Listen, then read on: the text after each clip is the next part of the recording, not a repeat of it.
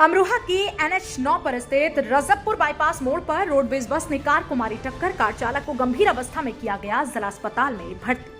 बता दें कि अमरोहा जनपद के रजबपुर थाना क्षेत्र के नेशनल हाईवे 9 पर स्थित बाईपास मोड़ पर जो हादसा हुआ, जहां पर एक रोडवेज बस और क्रेटा कार की आमने सामने की भिड़ंत हो गई। इस हादसे में कार चालक बुरी तरह से फंस गया, जिसको बमुश्किल बाहर निकालकर जिला अस्पताल के लिए भेजा गया। उसकी हालत गंभीर बताई जा रही है। कार के परखच्चे उड़ गए हैं। तस्वीरों में आप देख सकते हैं किस तरीके से यह भीषण हादसा हुआ।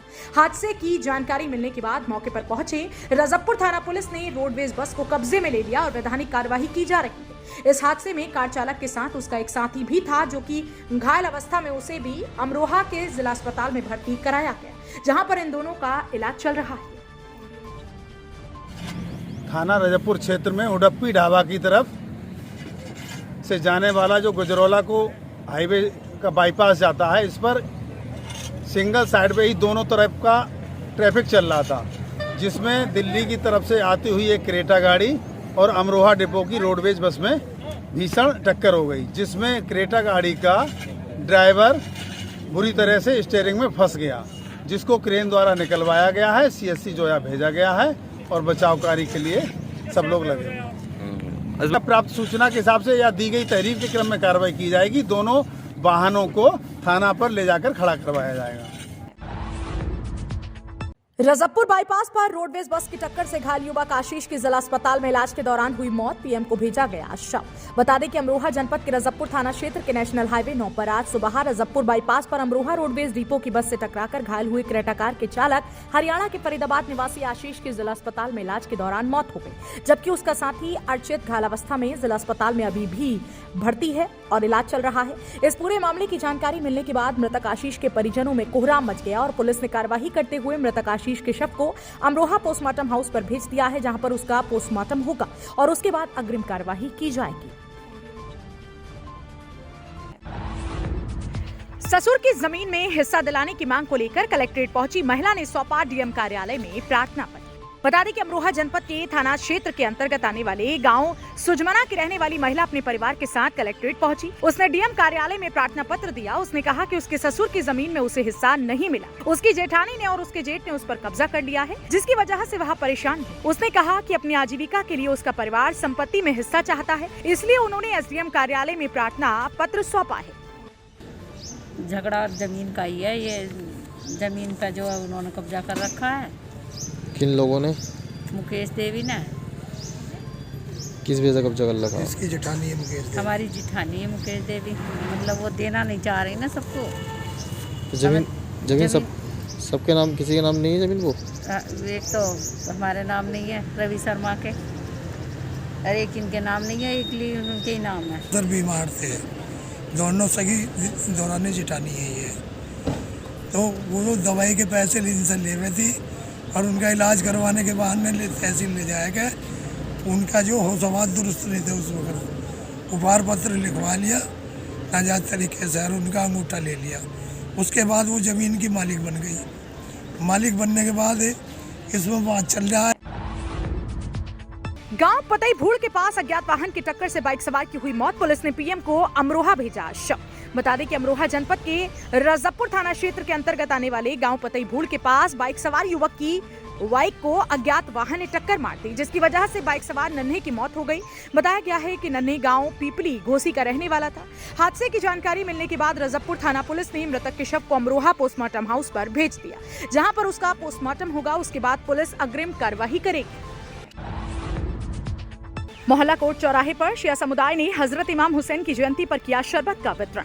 बता दें कि अमरोहा शहर के मोहल्ला कोट चौराहे पर आज हजरत इमाम हुसैन साहब के जन्मदिन के मौके पर शिया समुदाय के लोगों ने आज आम जनों को शरबत का वितरण किया और लोगों को माइक के माध्यम से हजरत इमाम हुसैन साहब के बारे में जानकारी दी। उन्होंने कहा कि वह इंसान का पैगाम देते थे और हम सभी को भी उनके बताए मार्ग पर चलना चाहिए और इंसानियत का पैगाम सारे जहां को देना चाहिए। आज 3 शाबान है और 3 शाबान हजरत इमाम हुसैन अलैहिस्सलाम की यौम विलादत है।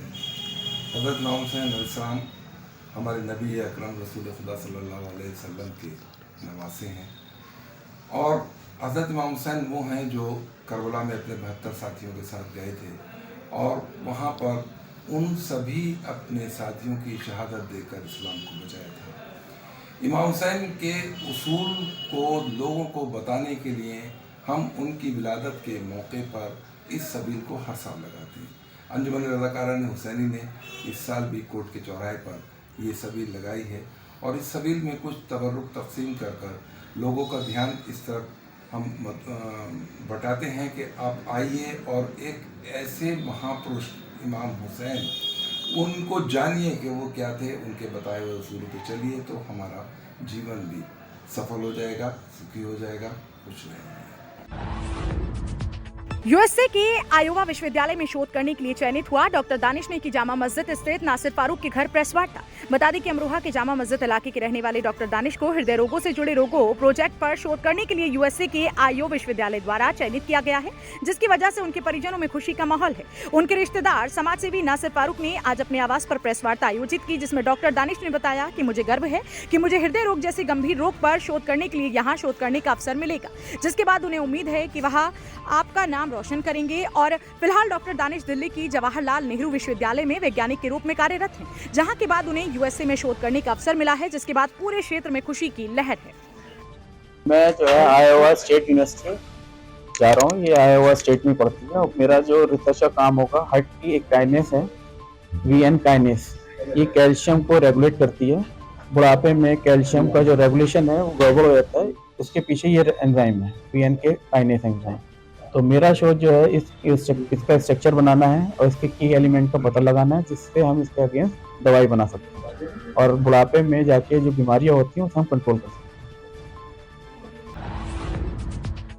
अभिनेता शाहरुख खान की कुछ तस्वीरें ऑनलाइन वायरल हुई हैं, जिसमें वो स्पेन के लिए रवाना होने से पहले मुंबई एयरपोर्ट पर अपने ड्राइवर को अलविदा कहते हुए उससे गले मिलते दिख रहे हैं। एक तस्वीर में शाहरुख एयरपोर्ट के एंट्री गेट पर CISF कर्मी का हाथ जोड़कर अभिवादन करते भी दिखे। वहीं कई फैंस ने उनकी सराहना की है। प्रधानमंत्री नरेंद्र मोदी ने उत्तर प्रदेश विधानसभा चुनाव के आखिरी चरण में लोगों से मतदान करने की अपील करते हुए कहा, सभी मतदाताओं से मेरा आग्रह है कि वे वोटिंग का नया रिकॉर्ड बनाएं। वहीं मुख्यमंत्री योगी आदित्यनाथ ने कहा, सभी मतदाता राष्ट्रवाद, विकास और सुशासन के लिए मतदान अवश्य करें। इसके अलावा सपा प्रमुख अखिलेश यादव ने कहा, जितना अधिक मतदान होगा लोकतंत्र उतना बलवान होगा।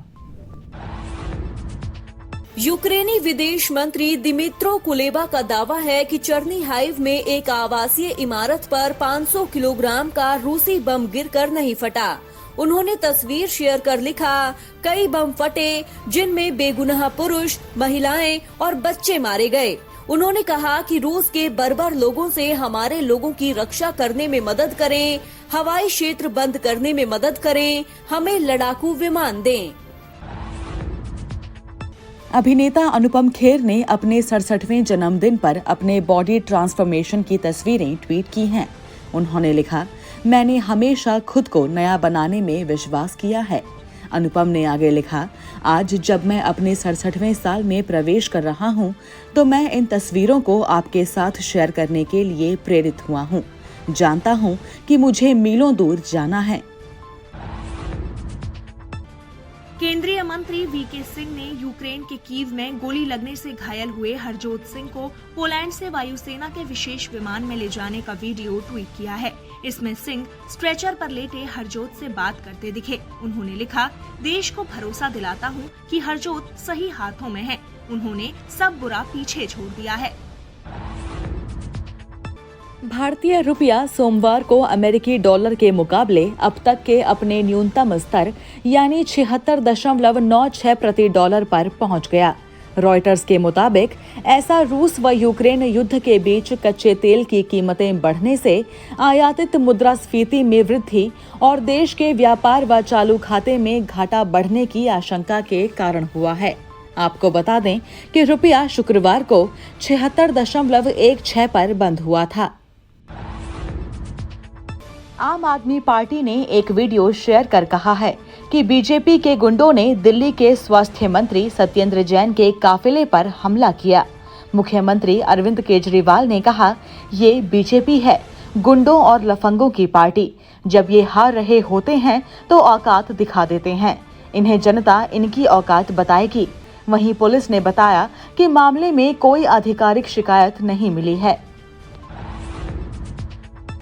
अमेरिकी विदेश मंत्री एंटनी ब्लिंकन ने कहा है कि रूस द्वारा यूक्रेनी राष्ट्रपति वोलोदिमीर ज़ेलेंस्की की हत्या करने की स्थिति को लेकर यूक्रेन के पास अपनी रणनीति है। ब्लिंकन ने कहा, यूक्रेनियों ने युद्ध के बीच सरकार के आवश्यक कार्यों को जारी रखने के लिए रणनीति तैयार की है।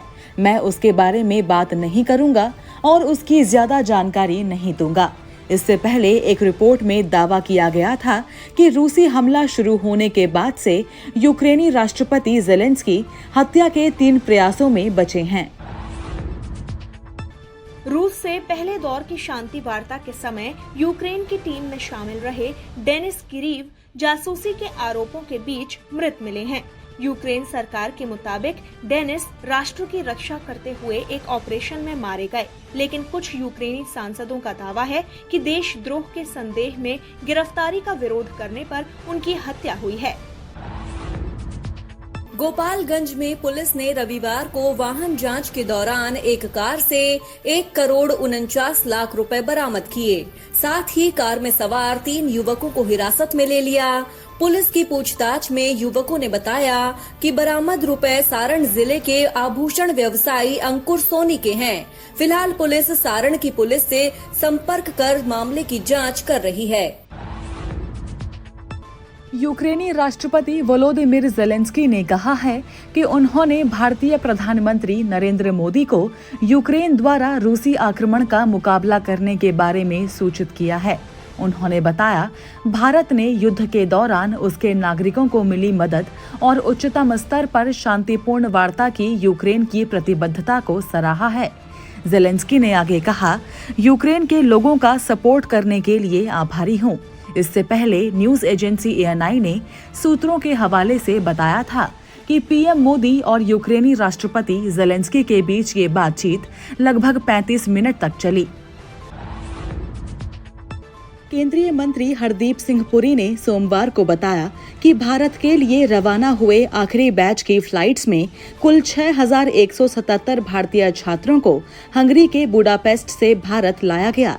एक फ्लाइट का वीडियो शेयर कर उन्होंने लिखा, अब युवा अपने घर पहुंचेंगे तो खुशी और राहत है। आपको बता दें कि पुरी ने हंगरी से मिली सहायता के लिए वहां की सरकार को भी धन्यवाद दिया। पाकिस्तान के प्रधानमंत्री इमरान खान ने यूक्रेन पर सैन्य कार्रवाई को लेकर रूस की निंदा करने के 22 देशों के राजदूतों के संयुक्त आग्रह पत्र की निंदा की है। उन्होंने एक रैली में कहा, मैं यूरोपीय संघ के राजदूतों से पूछना चाहता हूँ, क्या आपने ऐसा पत्र भारत को भी लिखा? आप हमें क्या समझते हैं? क्या हम आपके गुलाम हैं? पूर्व भारतीय कप्तान विराट कोहली का चंडीगढ़ में टीम होटल के बाहर विकलांग फैन धर्मवीर पाल को टी-शर्ट गिफ्ट करने का वीडियो वायरल हो गया है। मोहाली में अपना 100वां टेस्ट खेलने वाले कोहली को बस में चढ़ने से पहले टी-शर्ट गिफ्ट करते देखा गया। आपको बता दें कि धर्मवीर बतौर दर्शक भारत के कई मैचों में शिरकत करने के लिए जाने जाते हैं। गोपालगंज में 19 वर्षीय लड़की के पिता, चाचा और ताऊ ने गला रेत कर उसकी हत्या कर दी। सोमवार सुबह युवती का शव एक खेत से बरामद किया गया। वहीं सदर SDPO संजीव कुमार ने कहा कि लड़की अपनी पसंद के लड़के से शादी करना चाहती थी और घर वाले इसके लिए तैयार नहीं थे। इसी वजह से हत्या किए जाने की बात सामने आई है। SDPO ने आगे कहा कि फिलहाल मामले की जांच की जा रही है और फरार आरोपियों की गिरफ्तारी के लिए पुलिस छापेमारी कर रही है।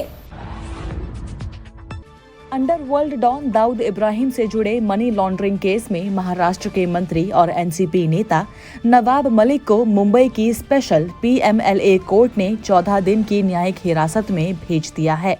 इससे पहले मलिक को 7 मार्च तक ED यानी प्रवर्तन निदेशालय की कस्टडी में भेजा गया था। आपको बता दें कि ED ने मलिक को इस मामले में 23 फरवरी को गिरफ्तार किया था। यूक्रेन व रूस में जारी युद्ध के बीच यूक्रेन ने रूसी सेना को हुए नुकसान की सूची जारी की है। यूक्रेन ने बताया है कि 7 मार्च तक रूसी सेना के 11,000 से कम सैनिक मारे जा चुके हैं और 46 एयरक्राफ्ट्स व 68 हेलीकॉप्टर्स भी नष्ट हुए हैं। यूक्रेन के मुताबिक दुश्मनों के अब तक 290 टैंक बर्बाद हो चुके हैं।